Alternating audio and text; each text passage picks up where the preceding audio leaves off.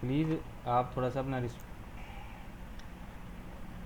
जैसा कि हमने ये पढ़ा था, हमने रिकन्सिलेशन स्टेटमेंट पढ़ा था, रिकन्सिलेशन बैंक रिकन्सिलेशन के हवाले से सबसे पहले बेसिक कंसेप्ट ये थे बिजनेस। जी, किसने मैसेज किया है जी, ज़रा इसको देख लें एक नज़र।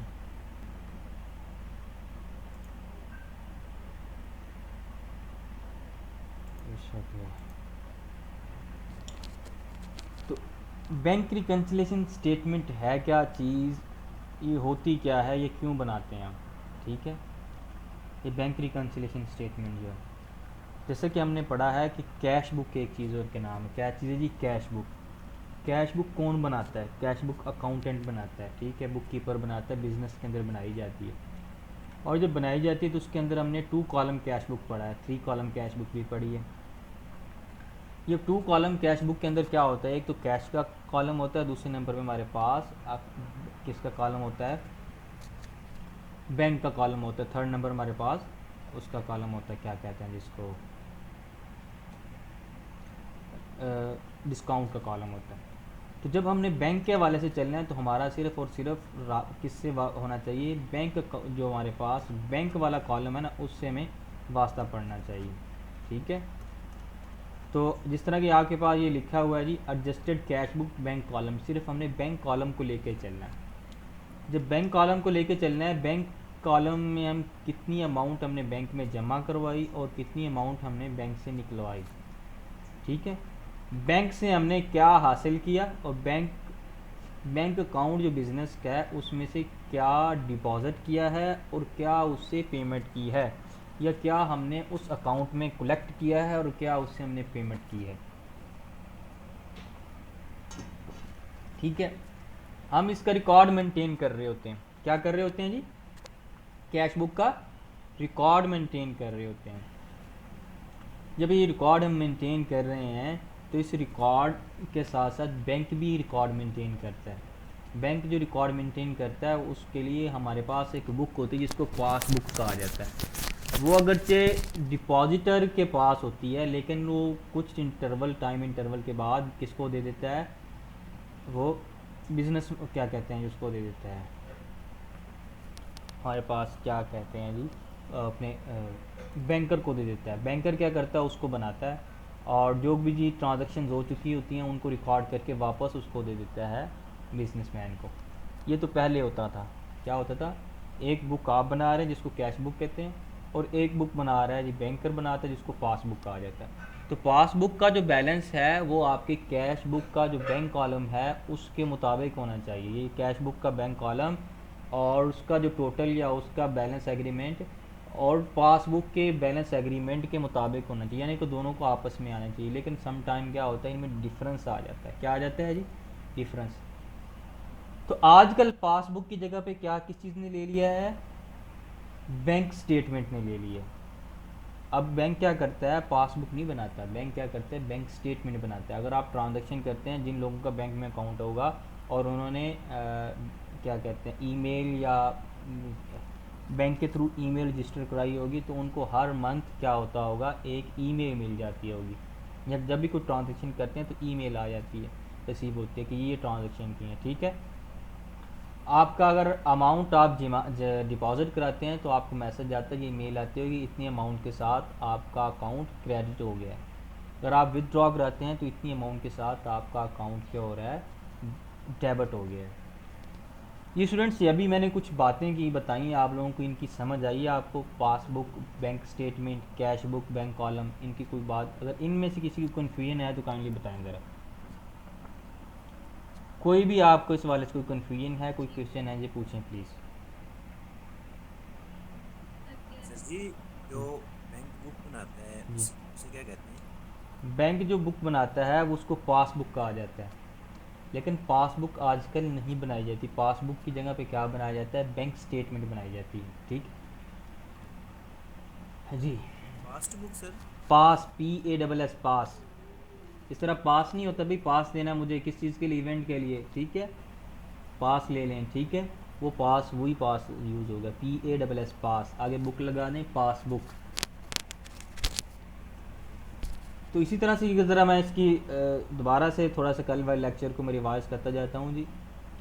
क्या रहे, professional responsibility of an accountant to keep a cash book balance updated in conformity with the balances as per record maintained by the bankers.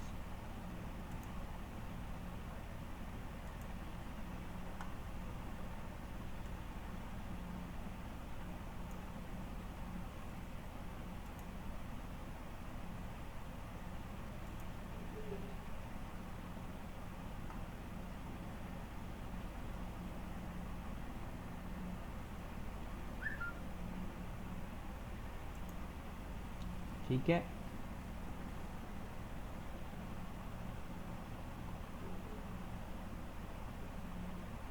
अच्छा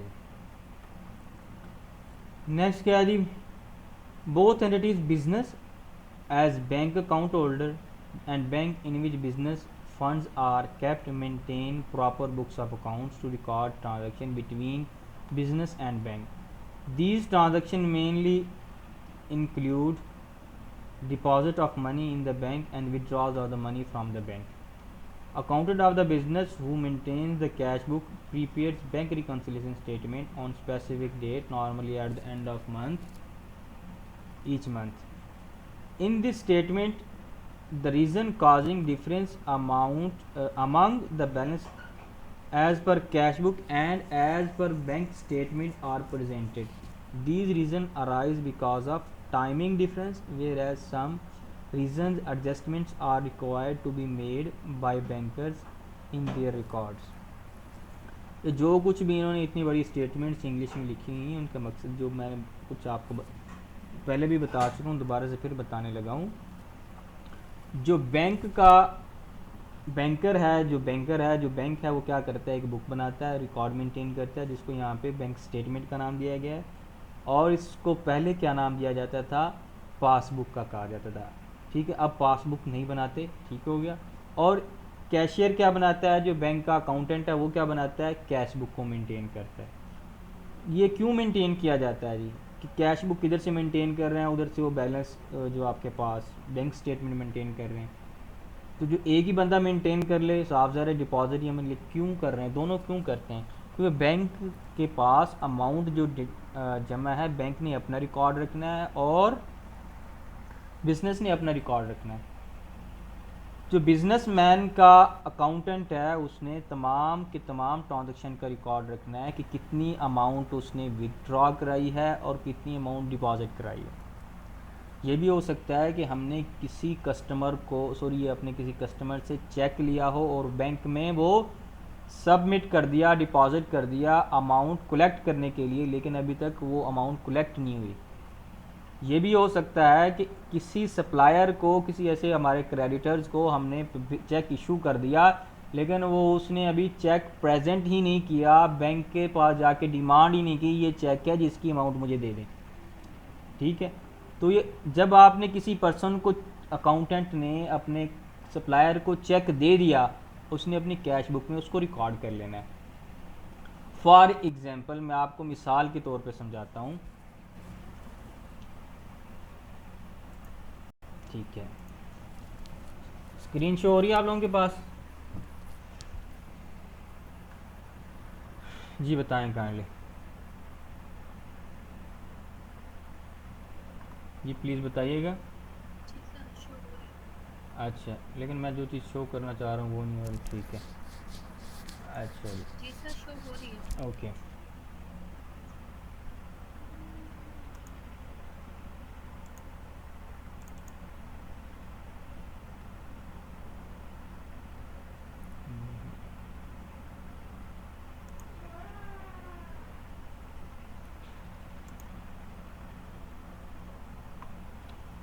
अच्छा जी।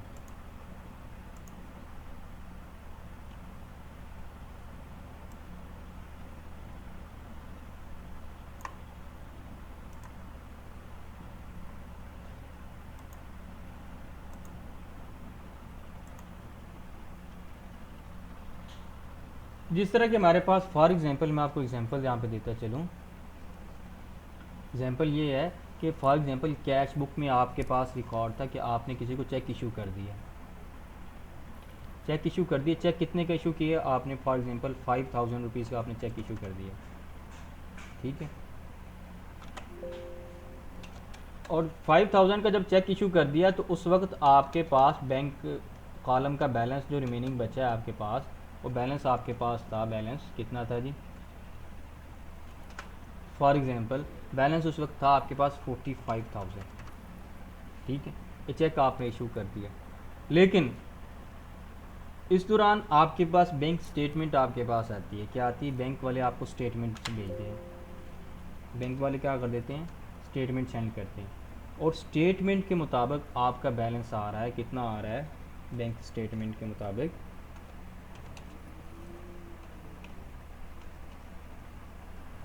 ठीक है जी, बैंक स्टेटमेंट ये थोड़ा शॉर्ट में लिख लेते हैं। तो वहाँ पे बैलेंस आपके पास कितना आ रहा है, फॉर एग्जांपल वहाँ पे आपके पास बैलेंस आ रहा है 55,000 रुपये, कितना आता है जी, 55,000 रुपये,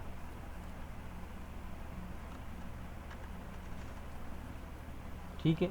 ये क्या हो गया, ये आपके पास डिफरेंस आ गया कि आपके पास जो कैश बुक का बैलेंस है आपके पास, उसका अमाउंट कितनी आ रही है जी हमारे पास,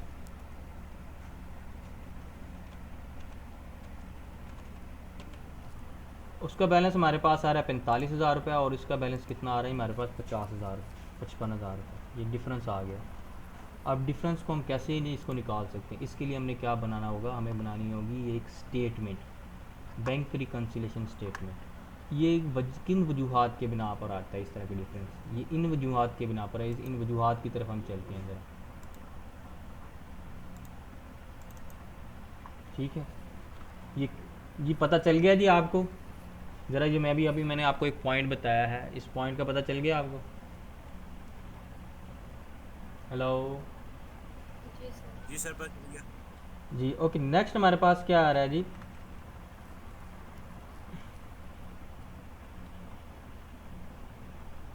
ये वजूहत हो सकती हैं हमारे पास कि हमने इन चीज़ों को रिकॉर्ड ना किया हो, क्या है, not yet recorded in the cash book, cash book ने हमने इन चीज़ों को रिकॉर्ड नहीं किया। क्रेडिट ट्रांसफ़र, किसी पर्सन ने 5,000 रुपये जमा करवा दिया हो, हमारे किसी डेटर ने,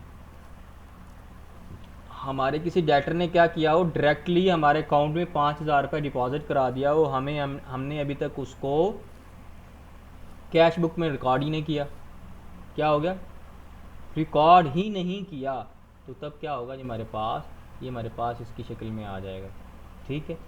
क्रेडिट ट्रांसफ़र यानी कि कलेक्शन वाला, ये क्या होगा हमारे, हमको इसको डेबिट करना पड़ेगा कैश बुक के अंदर, यानी कि इसको हम रिसीट साइड पे लिखेंगे, रिसीट साइड पे लिखेंगे, बल्कि ठीक होगा, यानी कि डेबिट करेंगे। इसी तरह से डायरेक्ट डेबिट्स, हमने अपने कुछ अमाउंट्स पे करनी थी, उसके लिए हमने डायरेक्ट पेमेंट कर दी, ये भी हमारे पास क्रेडिट होगा किसके अंदर, किस में जी, जाके कैश बुक में। स्टैंडिंग ऑर्डर्स, स्टैंडिंग ऑर्डर्स ये होते हैं, आपने कुछ ऐसा प्लान दिया हुआ है, कुछ शेड्यूल पेमेंट्स दे दिए हैं किसको, बैंक को, जिस इसके मुताबिक आपने पेमेंट करती जानी है। आपका कोई इंश्योरेंस है, रेंट के वाले से है कि भी हर माह रेंट में से 10,000 रुपये रेंट जो है वो किसी बंदे दूसरे मालिक के अकाउंट में ट्रांसफ़र हो जाए, ठीक है।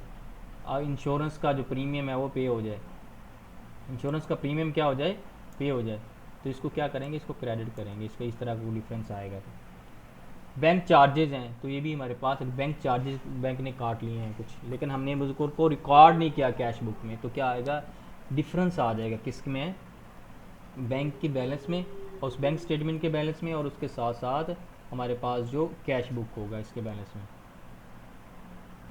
और इंटरेस्ट ओवरड्रॉन बैलेंस, हमने कुछ कर्जा ले लिया है बिजनेस से, बिजनेस ने बैंक से, किस तरह से, ओवरड्रॉन की सूरत में। For example interest sorry overdraft का पता है किसको, पता ओवरड्राफ्ट का, कौन बताएगा ओवरड्राफ्ट क्या चीज़ होती है,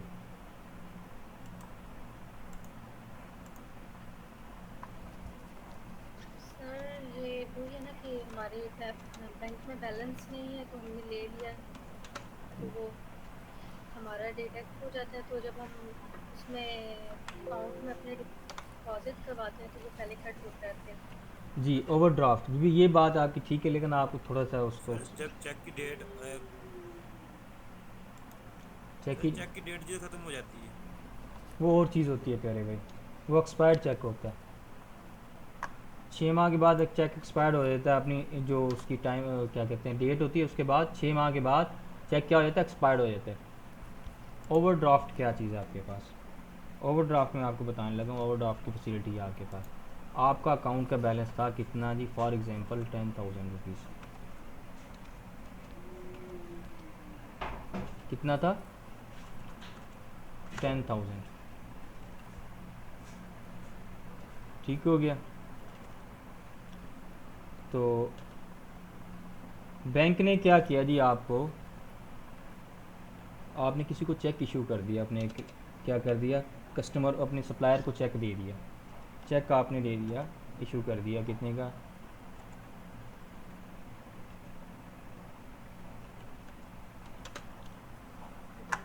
ये चेक का स्पेलिंग सही लिखा हुआ है भाई, तो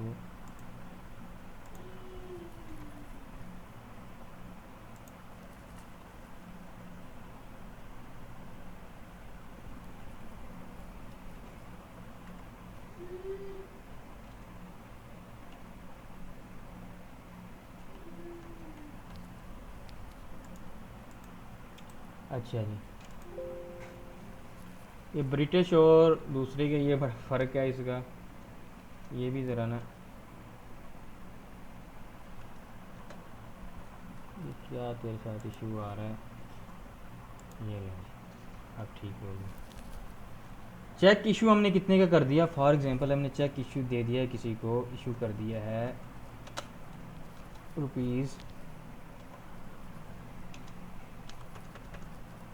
₹20,000 का। 20,000 का हमने क्या कर दिया, चेक इशू कर दिया। तो वो चेक बंदा प्रेजेंट करता है किसके पास जाके, बैंकर के पास। जब बैंकर के पास ये चेक जाता है तो क्या करता है बैंकर, बैंकर इसको कैश कर देता है। क्या कर देता है? इसकी पेमेंट कर देता है, कैश की, इस चेक की सॉरी पेमेंट कर दी जाती है। कितने? 20,000 ये आप दे देते हैं। तो उस सूरत में आपका बैलेंस क्या हो जाता है आपका,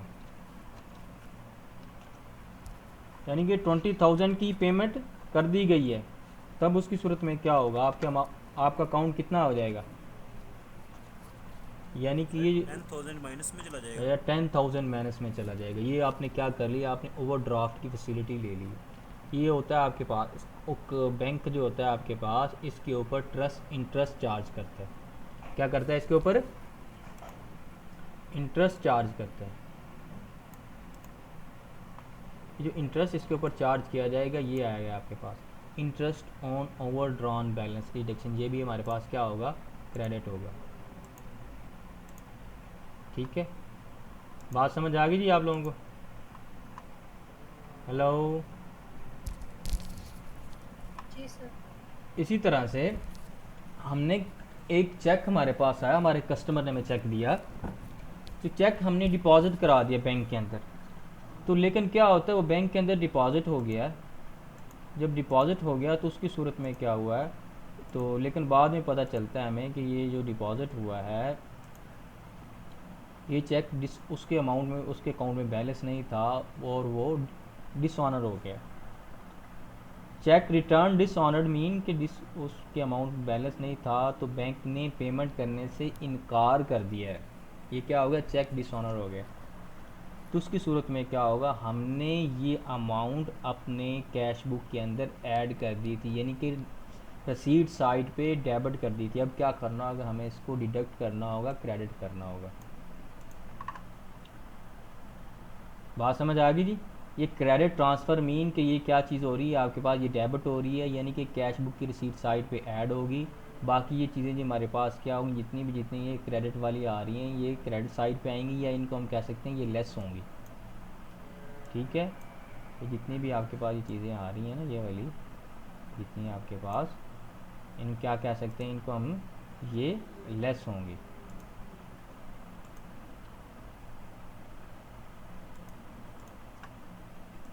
बात समझ आ गई जी? लेकिन ये जो आपके पास सिर्फ क्रेडिट ट्रांसफ़र है, ये क्या होगा, ऐड होगा, या जिसको हम कह सकते हैं डेबिट होगा।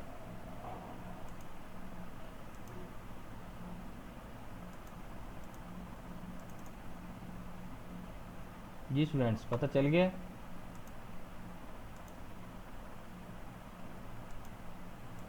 जी सर। जी सर। ओके, अब थोड़ा सा मैं एक और चीज़ भी आपको डिस्कस करते जाऊँ पहले इससे कि हम आगे जाएं। तो nature of behaviour and balances में ज़रा बात करें। हमारे पास nature of balance and behaviour के हवाले से ये है कि हमने जो बिज़नेस का अकाउंट खोला है बैंक में, तो ये बैंक में हमारे पास अकाउंट है ना, ये बैंक के लिए हमारा अकाउंट लाइबिलिटी है। हमारे लिए तो ये एसेट है, बैंक के लिए क्या लाइबिलिटी है। तो कब उसका बैंक में जो बैलेंस है हमारे लिए फेवरेबल होगा और कब हमारे लिए अनफेवरेबल होगा। अनफेवरेबल मीन कब हमारी लाइबिलिटी होगा, बिजनेस की लाइबिलिटी होगा।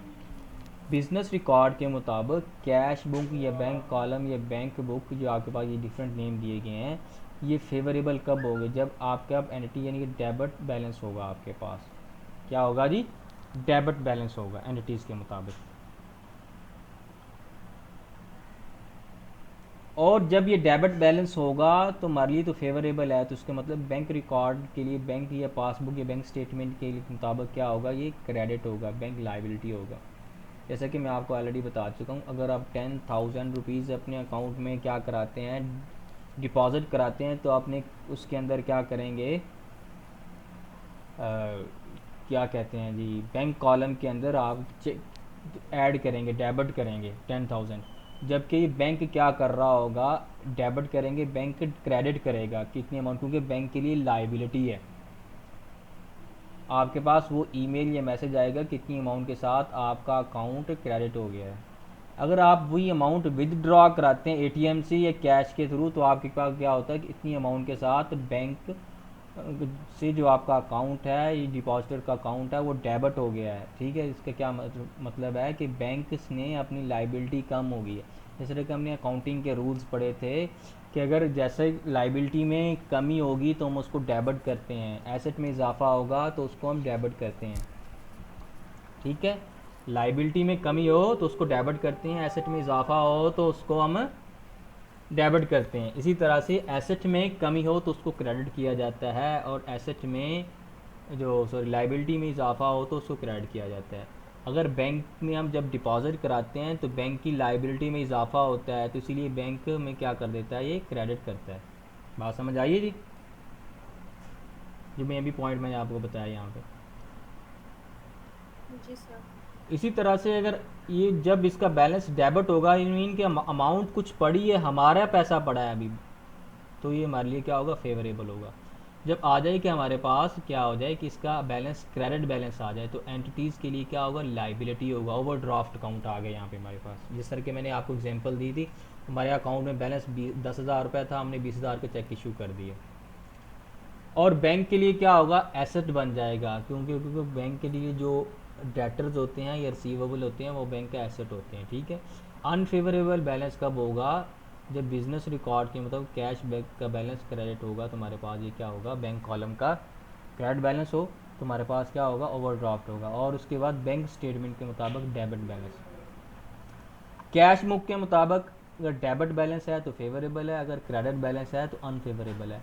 बैंक रिकॉर्ड के मुताबिक डिपॉजिट अकाउंट का, यानी कि जो आपके पास करंट जो क्रेडिट बैलेंस है, तो वो आप बिजनेस के लिए फेवरेबल है। और अगर उस वो पासबुक के मुताबिक, बैंक स्टेटमेंट, बैंक रिकॉर्ड के मुताबिक जो आपके पास बिजनेस का अकाउंट है उसका बैलेंस डेबिट बैलेंस है, तो वो आपके लिए क्या होगा, अनफेवरेबल होगा और बिजनेस के लिए लाइबिलिटी होगा। जी, ये कंसेप्ट जो भी थोड़ा सा मैंने आपको बताने की कोशिश की है, कुछ समझाने की कोशिश की है, इसकी समझ आई है आप लोगों को, ये नहीं आई, काइंडली बता दो जरा जी प्लीज़। जी। जी सर, ये क्लियर है। जी, तो ज़रा फिर आप में से कौन बताएगा जी मुझे ज़रा जल्दी से इसका फिर अभी छोटा सा आपसे इसका पूछ भी लिया जाता है आप लोगों से, कब फेवरेबल बैलेंस आपके बैंक में, आपका जो अकाउंट है उसका बैलेंस जो है आपके पास डेबिट है। ठीक है, कैश बुक के मुताबिक बैंक अकाउंट का बैलेंस आपके पास क्या है, डेबिट बैलेंस है। तो ये बिज़नेस के लिए फेवरेबल है या अनफेवरेबल है? जी बताएं ज़रा जल्दी से, कौन बताता है?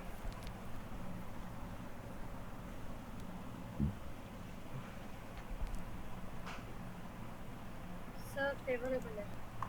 ठीक हो गया जी। जी तो इसी तरह से अगर हम देखते हैं कि बैंक रिकॉर्ड के मुताबिक हमारा जो बैलेंस है वो डेबिट बैलेंस है, बैंक अकाउंट का बैलेंस हमारे पास डेबिट बैलेंस है, तो वो हमारे पास ये क्या होगा, ये फेवरेबल होगा या अनफेवरेबल होगा? जी प्लीज़। सर ये अनफेवरेबल है।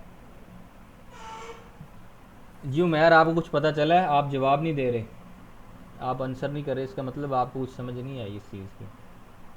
नहीं जवेरिया, आपने आंसर दिया इस हवाले से,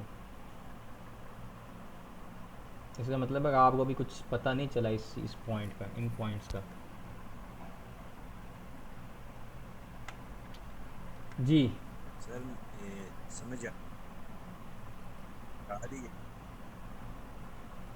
तो समझ तो प्यारे भाई आपको आ रही है, लेकिन आंसर मुझे भी कहते हैं ना, किसी चीज़ का कोई एविडेंस होता है, ट्रांजैक्शन होगी, हमने पढ़ा है, ट्रांजैक्शन होगी, वेरीफाइड या कंप्लीट होगी, उसका एविडेंस क्या चीज़ है हमारे पास? उसके लिए वाउचर होता है। अब मेरे लिए एविडेंस ये है कि आप इसका आंसर दें, अगर आप इसका आंसर आपको आ गया है, इसका मतलब आपने जवाब दिया है, तो आपको समझ आई है। अगर आपने जवाब नहीं दिया तो आपको समझ नहीं आई, इसका मकसद यही है।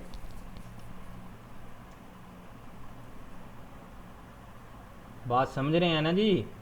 मैं आपसे क्यों ये क्रॉस क्वेश्चन कर रहा हूँ कि आप लोगों को समझ आनी चाहिए इस चीज़ की। अगर आपको एक बार समझ नहीं आई तो मैं दोबारा जी सर। बताता हूँ आपको, अगर आपको फिर नहीं आई तो मैं अगेन बताऊँगा, मुझे इस हवाले से कोई इशू नहीं है बताने के हवाले से। मैंने या आपको ये लेक्चर कल पढ़ा दिया है, ये मैंने अपनी तरफ से, लेकिन दोबारा से इसको पढ़ाने का मकसद ये है कि आप लोगों को, क्योंकि ये थोड़ा सा टेक्निकल है, तो अब दोबारा से मैं फिर बताता जाऊँ। बैंक रिकॉर्ड के मुताबिक अगर बैंक रिकॉर्ड में जो डिपॉजिटर का अकाउंट है उसका बैलेंस हो क्रेडिट, तो वो बिज़नेस के लिए फेवरेबल है। अगर उसका बैलेंस है डेबिट, तो वो बिज़नेस के लिए क्या है, अनफेवरेबल है। उसके बाद बिज़नेस रिकॉर्ड के मुताबिक, कैश बुक के बैंक कॉलम के मुताबिक, ठीक है, क्या होगा, अगर बिज़नेस यानी कैश बुक के मुताबिक हमारे पास डेबिट बैलेंस है, तो तब क्या होगा, हमारे पास फेवरेबल होगा। अगर इसी तरह से क्रेडिट बैलेंस है तो क्या होगा, बिज़नेस के लिए अनफेवरेबल होगा। बात समझ आ गई? जी स्टूडेंट्स, तो इसी तरह से नेक्स्ट हम आगे चलते हैं थोड़ा सा। ये हमारे पास कुछ वजूहत है जिनकी बिना के ऊपर इफ़ेक्ट्स जी कहेंगे। सर आ गया। अब इसी तरह से कुछ कैश बुक में जो हमारे पास ये जो डिफरेंस मैंने आपको बताया था आता है बैंक बैलेंस के, बैंक स्टेटमेंट में और उसके मुताबिक कैश बुक में, उसकी रीजंस हमारे पास कुछ हैं। कुछ उसमें आइटम्स हैं एडजस्टिंग आइटम्स, कुछ हैं हमारे पास reconciling items. Adjusting items mean कि उसके अंदर हम कुछ चीज़ों को जमा करेंगे, कुछ को लेस करेंगे, यानी कुछ को डेबिट करेंगे, कुछ को क्रेडिट करेंगे। रिकनसाइलिंग आइटम्स में क्या होगा, हम उसी में उसमें भी ऐसा ही करेंगे, उसमें जमा माइनस किया जाएगा आपको, उसमें भी डेबिट क्रेडिट किया जाएगा, ठीक है। तो ये इसी तरह से हमारे पास ये आ गया mistakes committed in cash book, ये जो आपका निशा क्वेश्चन था कि receipt side mistakenly over stated. आपको मैं इसकी एग्जांपल देता जाऊँ, ये देख लीजिए, ये हमारे पास रिसीट साइड है, क्या है जी, ये रिसीट साइड है। फॉर एग्जांपल ये हमने लिखा हो यहाँ पे क्या है, 4500 रुपये लिखा हुआ, यहाँ पे हम लिख देते हैं ये हमारे पास रिसीट साइड की अमाउंट, ये जो बैलेंस है ये हमारे पास कितना है। फॉर एग्जांपल हम इसको लिख देते हैं, ये हमारे पास बैलेंस है 8000 रुपीज़। क्या चीज़ है जी, 8000 रुपीज़। ये 8000 जो हमारे पास आ गया है, ये क्या हो गया, इसको हमने क्या कर दिया, था 4500, हमने कितना लिख दिया है, 8000 लिख दिया। इसका मतलब ये क्या हो गया, ये ओवर स्टेटेड हो गया।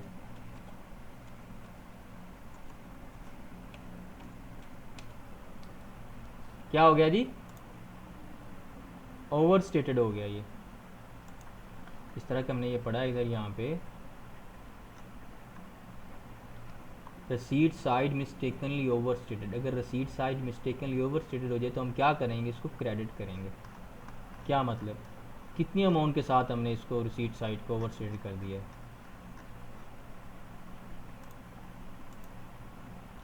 कितनी अमाउंट से किया है, 4500, और इसका डिफरेंस ले हमारे पास कितना आ रहा है, हमारे पास कितना है, ठीक है जी 3500। तो 3500 के अमाउंट के साथ हम क्या करेंगे, इसको इस कैश बुक के, जो हमारे पास नई कैश बुक बनाएंगे उसको हम क्या करेंगे, 3500 की अमाउंट के साथ इसको हम क्या कर देंगे, क्रेडिट कर देंगे, या इसको हम पेमेंट साइड पे लिख देंगे। बात समझ आ गई है जी? ये जो भी मैंने पॉइंट बताने की कोशिश की है, इसकी समझ आ गई आप लोगों को? जी प्लीज़ बताएं ज़रा, जल्दी से रिस्पॉन्ड करें। जी सर। यानी कि ये जो हमारे पास रिसीट साइड क्या हो गया है, हमने क्या जी, अब इसी तरह से receipt side mistakenly under stated,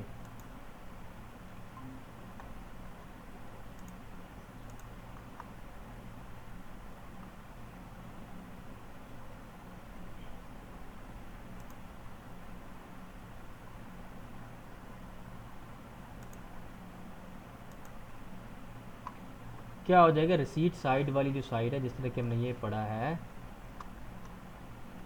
for example ये हमारे पास, ये जैसा कि हम ये पढ़ चुके हैं, ये हमारे पास कितनी अमाउंट्स के साथ है, हमने ये किया कि भी 8000 के साथ हमने ओवर स्टेटेड कर दिया है। हम इसके नीचे कोई और एग्जांपल ले लेते हैं, चलेंगे यहीं पे इसी को। अब क्या होता है, ये वाली अमाउंट 4500 है, 4500 की जगह पे या 4500 की जगह पे हम क्या करते हैं, हमने किया है, तो हमने यहाँ पे अमाउंट कितनी लिख दी है जी, यहाँ पे हमने लिख दी है, फॉर एग्जांपल आपको मिसाल के तौर पर बता रहा हूँ, हमने अमाउंट लिख दी है 2500। अमाउंट कितनी थी, 4500, लिख कितनी दी जी हमने, 2500। ये क्या हो गया,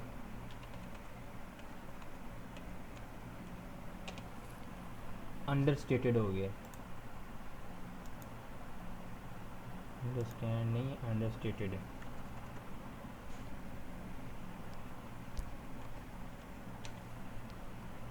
ठीक है।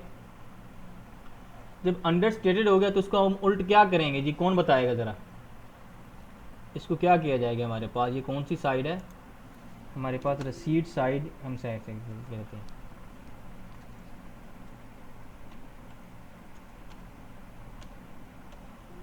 रसीद साइड जो है कि हमारे पास क्या है,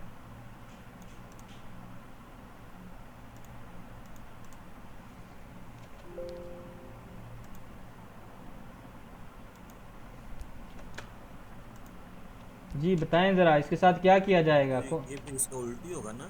जी बताएं, जो होगा आपके जहन में जो बात आ रही है बताएं, इस हवाले से आपने नहीं डरना जी, गलत बताएंगे तो बताएं सही, आप सही बताएं, गलत आप आंसर करें इसका, बस मुझे आंसर चाहिए आप लोगों से, आप कुछ बोलें, पार्टिसिपेट करें जी, प्लीज़ बताएं क्या इसके साथ होगा। जब हमारे पास ओवर स्टेटेड हुआ था तो हमने क्या किया था, रिसीट साइड को बजाय हमने क्या कर दिया, इसको हमने क्रेडिट किया था इतने अमाउंट के साथ, यानी कि हमने इसको पेमेंट साइड पे लिखा था, यानी ठीक है, इतनी अमाउंट के साथ क्रेडिट। अब अंडर स्टेटेड हो रहा है तो अब अंडर स्टेटेड को क्या करेंगे, रिसीट साइड अंडर स्टेटेड है तो क्या किया जाएगा, इसको बताएं ज़रा,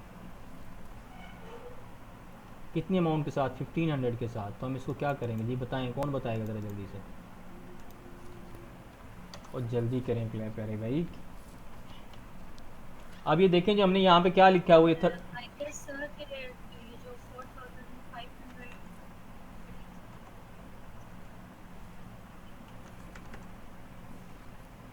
ये हमारे पास डिफरेंस इतने का आ रहा है 1500 का, ये 1500 का जो डिफरेंस आ रहा है इसको हम क्या करेंगे, इसको हम डेबिट करेंगे। सबसे पहले आपने जो चीज़ देखनी है ना वो ये देखनी है, डेबिट करेंगे, यानी कि इसको हम रिसीट साइड पे लिखेंगे, इसको हम पेमेंट साइड पे लिखेंगे,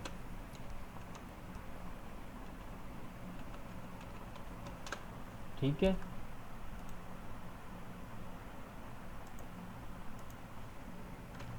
और इसको कहाँ पे लिखा जाएगा, रसीद साइड पे। बात समझ गए। सबसे पहले आपने करना क्या है, ये देखना है कि आपने ये अमाउंट जो लिखी है वो कौन सी लिखी है। ये 4500 है ना आपके पास, ये जो आपके पास है ये आपके पास करेक्ट अमाउंट है या गलत अमाउंट है, सबसे पहले ये आपको पता होना चाहिए। फॉर एग्जांपल ये हमारे पास ये करेक्ट अमाउंट है, हमने इसकी जगह पे क्या लिख दिया, 8000 लिख दिया। तो हमने 8000 और इसका लेना है डिफरेंस। क्या लेना है, ये डिफरेंस आ गया, ये डिफरेंस जो आपके पास है। फिर उसके बाद हमने ये देखना है ये ज़्यादा लिखा हुआ है कम लिखा हुआ है। अगर ये डेबिट साइड पे ज़्यादा लिखा हुआ है तो हम इसको क्या कर देंगे, क्रेडिट कर देंगे जितना डिफरेंस है। और उसके बाद अगर ये कम लिखा हुआ है, कितनी अमाउंट के साथ, 2500 लिखा है हमने, कितनी अमाउंट, इसका और इसका डिफरेंस लेना है। यानी कि ये हमारे पास जो ज़्यादा अमाउंट लिखी गई है कम अमाउंट, डिफरेंस लिए हमारे पास के 1500। रिसीट साइड पे हमने अंडरस्टेटेड कितने से है, 1500 रुपये से हमने इंटरेस्टेड किया है। तो क्या कर रहे हैं, हमारा 1500 रुपये हमने क्या कर दिया, इसको लिख दिया। सॉरी ये 2500 इधर है तो 2500 ही आएगा, अंडरस्टेटेड का मतलब है यहाँ पे 2500 ही आएगा हमारे पास। ठीक है, बात समझ गए। क्योंकि हम यहाँ मेंशन है कि 2500 रुपये कम लिखा है, यहाँ पे मेंशन है कि 8000 रुपये ज़्यादा लिखा है। तो इस तरह से हमारे पास ये बात समझ आ गई। वैसे जो मैंने आपको समझाने की कोशिश की है, यहाँ पे डेबिट साइड पे होगा तो क्या करेंगे, डेबिट साइड बढ़ जाए तो क्या करना है, डेबिट साइड कम हो तो क्या करना है। ये बात, ये दो चीज़ें जी बताएं प्लीज़। Ji sir. अब इसी तरह से पेमेंट साइड पे हमने चले जाना है। पेमेंट साइड हमारे पास क्या होगा, पेमेंट साइड हमारे पास उसका बेसिक क्या होता है, उसका बैलेंस क्या होता है, पेमेंट साइड का एक क्रेडिट होता है। तो क्रेडिट के लिए हमने क्रेडिट का इफेक्ट को ख़त्म करने के लिए क्या करेंगे, डेबिट, यहाँ पे क्या आता, हमने रसीद साइड ज़्यादा कर दी, यानी डेबिट साइड ज़्यादा कर दी थी तो उसका इफेक्ट ख़त्म करने के लिए इसको हमने डेबिट किया। और इसे रिसीट साइड हमने क्या कर दी, कम कर दी थी, तो उसका इफेक्ट हमने क्या किया, ख़त्म करने के लिए उसी साइड को मज़ीद ज़्यादा कर दिया, उसमें ऐड कर दिया। रिसीट साइड कौन सी साइड है जी, हमारे पास डेबिट साइड है। ठीक है जी, रिसीट साइड कौन सी साइड है जी हमारे पास, इसको हम कहते होते हैं डेबिट साइड। ठीक है, अब इसी तरह से ये साइड हमारे पास क्या होगी, हमने अमाउंट ज़्यादा लिख दी है, क्या कर दी, अमाउंट हमने ज़्यादा लिख दी है, मोर लिख दी है। तो तब हमने क्या करना होगा, तब इसको हम करेंगे क्रेडिट। ठीक है, अगर डेबिट साइड को हमने क्या किया है,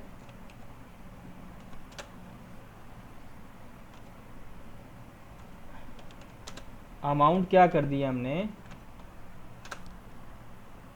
लेस लिख दिए, तो अब क्या किया जाएगा, तो इसको दोबारा से हम क्या करेंगे, डेबिट करेंगे। क्लियर होगी बात यहां तक जी? जी प्लीज़ बताइएगा। हेलो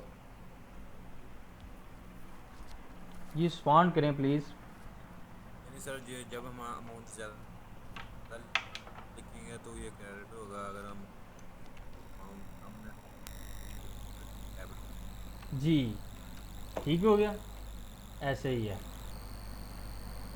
बात समझ आ गई जी? अब आई इसी, गेस सर आपको आवाज़ नहीं आ रही। जी आपकी आवाज़ मुझे नहीं आई जी, आपकी आवाज़ नहीं आई मुझे। अब आई थी थोड़ी सी, जब आपने कहा गैस आवाज़ नहीं आ रही तो ठीक। जी मैं कह रहा सी कि जब ज़्यादा होगी तो क्रेडिट होगी, जब कम होगी वो डेबिट हो जाएगी। जी ये कब किस साइड पे होने की बात है, ये मैं रसीद दोनों साइड। का बोलिए। जी आपने बोला है, मैंने सुना है आपकी बात को, लेकिन ये किस साइड पे होगी, ये रसीद साइड पे होनी चाहिए प्यारे भाई, ये रसीद साइड। ये बात आ रही है रसीद साइड की, ठीक है।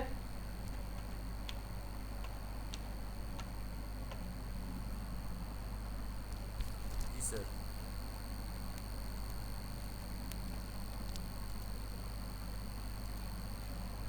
हमारे पास ठीक है।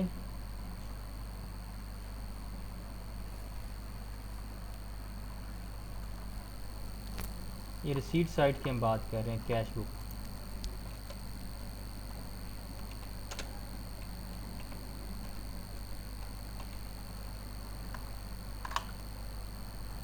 ठीक हो गया जी।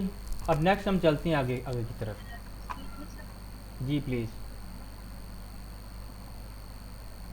तो सर कि हम लोग लिखेंगे जब क्रेडिट करेंगे ये, हम्म। तो ये हम कौन से अकाउंटिंग हेड में लिखेंगे या ऐसे ही लिखेंगे? ये सिंपल ऐसे ही होगा, इसमें अकाउंटिंग ऐड का कोई चक्कर नहीं होगा यहाँ पे। अकाउंटिंग, ये आप अकाउंटिंग ऐड से आगे आ गए हैं। अब आपको अकाउंटिंग वाले या GT 101 का जो सिलेबस बनाने वाला है उसने यहाँ तक आपको समझ लिया। आपको अकाउंटिंग ऐड का भी पता चल चुका है, आपको मेन ऐड का भी पता चल चुका है। अब हम बैंक कैश बुक में से बात करनी है तो कैश की बात हो रही होगी या इसी तरह से बात हो रही है, यहाँ पे मेंशन होगा इसमें। अभी यहाँ पे आपको इतना कंफ्यूज होने वाली बात नहीं होगी, ठीक है। यहाँ पे अकाउंटिंग ऐड और मेन ऐड का तो मेन सर ऐड। ये इसलिए लिख रहे हैं ताकि दोनों साइड बैलेंस हो जाए। जी हमने ये जो इफ़ेक्ट है इसको ख़त्म करना है। जो गलत इफ़ेक्ट दे दिया है, जो हमने गलत अमाउंट लिख दिया, उसके इफ़ेक्ट को ख़त्म करने के लिए ऐसा करना है, ठीक है। ओके, नेक्स्ट आगे आ जाए, पेमेंट साइड के ऊपर हम चलते हैं। जी पेमेंट साइड आ गई। Payment side mistakenly over stated. हमने क्या कर दिया, हमने ये साइड जो है हमारे पास, ये जो पेमेंट साइड है इसको हमने ज़्यादा लिख दिया, ये ओवर स्टेटेड कर दिया, ठीक है। तो जब ये ओवर स्टेटेड हो जाएगी तो इसको क्या करेंगे बताएं ज़रा। क्रेडिट साइड वाली जो है पेमेंट साइड, ये ओवर स्टेट कर दिया इसको हमने, तो इसका इफेक्ट ख़त्म करने के लिए हम क्या करेंगे जी। आप लोगों का क्या आंसर होगा जी, आपको क्या समझ आती है?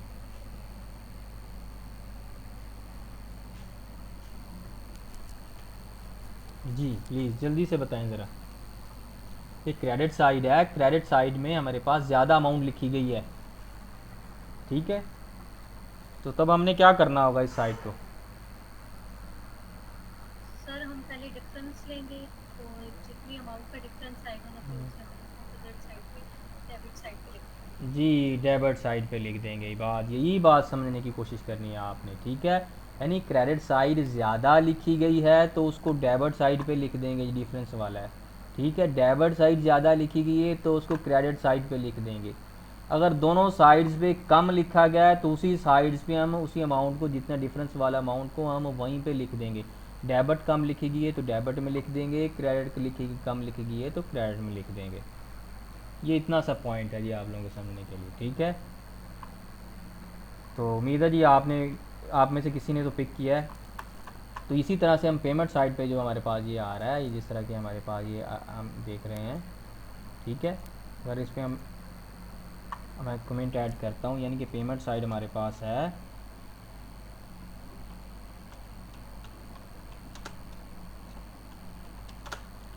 पेमेंट साइड कौन सी साइड होती है? इसको हम क्रेडिट साइड बोलते हैं। कौन सी है जी? Credit side.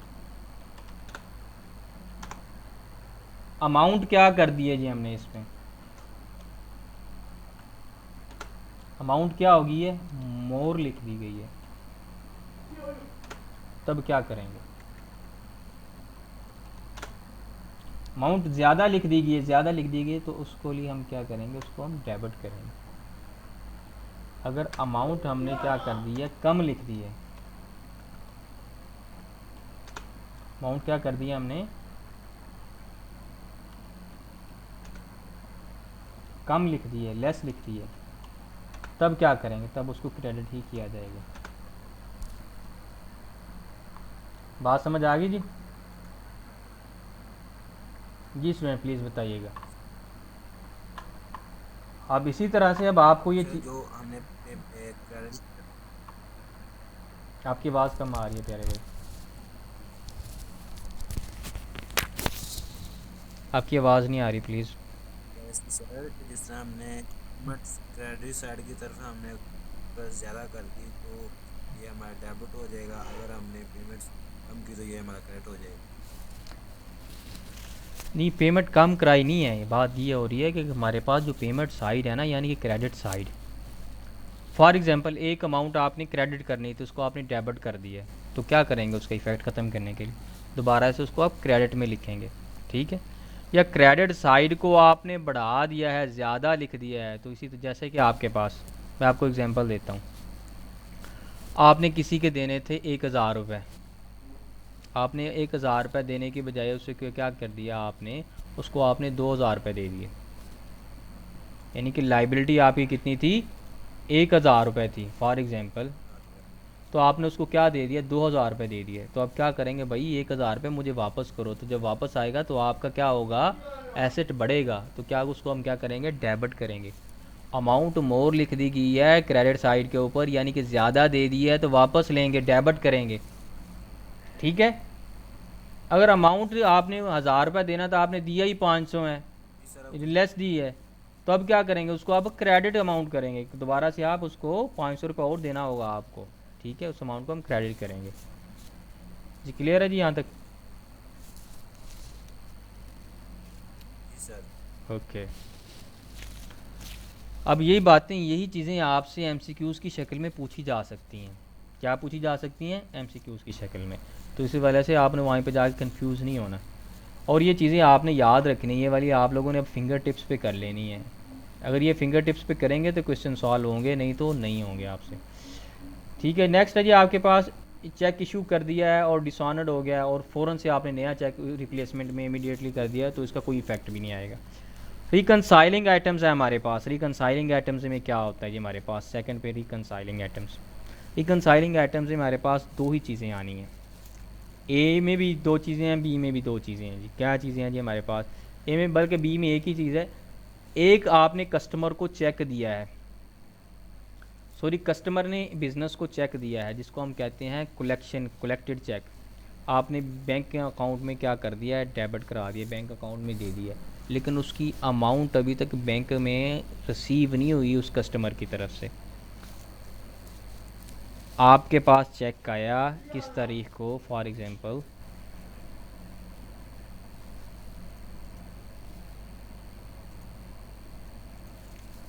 चेक आपके पास डेट को आ रहा है जनवरी, आपके पास 15 को, जनवरी 15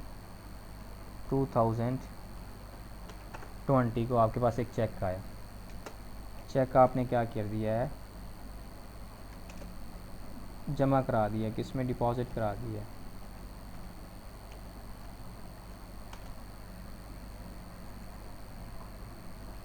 बैंक में। चेक डिपॉजिट करा दिया, कहाँ से, कस्टमर से आपको मिला था। अमाउंट थी जो भी थी, फॉर एग्जांपल उसका हम क्या देते हैं जी, 2000 का था वो। आपने उसको कैश बुक में रिकॉर्ड भी कर दिया उसी डेट को।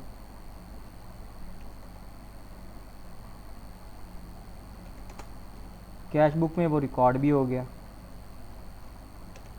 लेकिन रिकॉर्ड तो आपने कर दिया, लेकिन उसके बाद आप फॉर एग्जांपल ये जनवरी 15 के बजाय हम किसको कर लेते हैं, 29 कर लेते हैं। ठीक है। और आप इसके बाद आपके पास बैंक स्टेटमेंट आ जाती है किस चीज़ को, जनवरी 30 को या 31 को।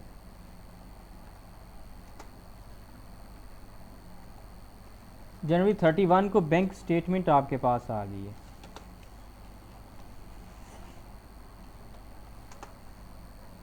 लेकिन बैंक स्टेटमेंट में इस चेक का कोई रिकॉर्ड नहीं है, तो इसकी वजह से क्या आ जाता है, डिफरेंस आ जाता है आपके पास। तो इसको आप क्या करेंगे, इस चेक को जो आपने अपनी कैश बुक के अंदर जो भी आपके पास है वो डेबिट कर दिया हुआ था, उसको आप यहाँ पे क्रेडिट करेंगे। इसको हम बोलते हैं अनकलेक्टेड चेक, यानी कि अनकलेक्टेड यानी a cheque from a customer recorded in cash book and also deposited bank but not yet collected by the bank. इसको हमने क्या करना होगा, क्रेडिट करना होगा। कहाँ पे, जब BRS स्टेटमेंट बना रहे होंगे, बैंक रिकन्सिलेशन स्टेटमेंट। इससे पहले जो हमने पढ़ा है, ये हमने एडजस्टेड कैश बुक को पढ़ा है, ये वाला ऊपर, ये सब चीज़ें क्या है, एडजस्टेड कैश बुक के हवाले से हैं, ये बैंक रिकन्सिलेशन स्टेटमेंट के हवाले से हैं। ठीक है।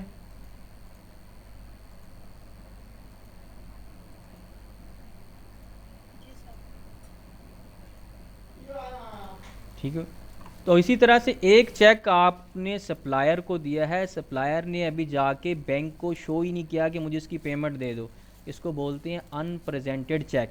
अनप्रेजेंटेड चेक जो होगा आपके पास, इसको आप डेबिट करेंगे BRS के अंदर, बैंक रिकन्सिलेशन स्टेटमेंट के अंदर। ठीक हो गया।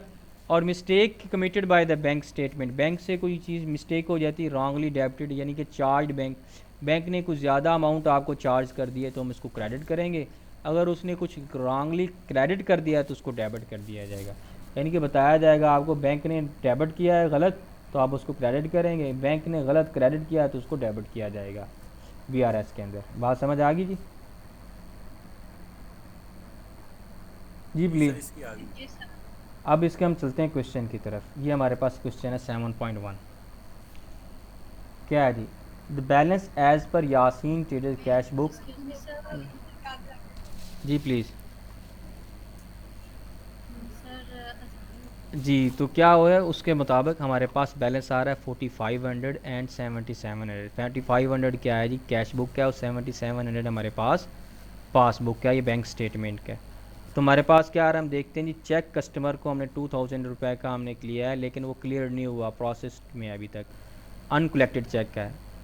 ये कहाँ पे आ जाएगा? Bank reconciliation statement. उसके बाद चेक हमने सप्लायर को दिया है, वो उसने प्रेजेंट ही नहीं किया, ये भी कहाँ पे आ जाएगा?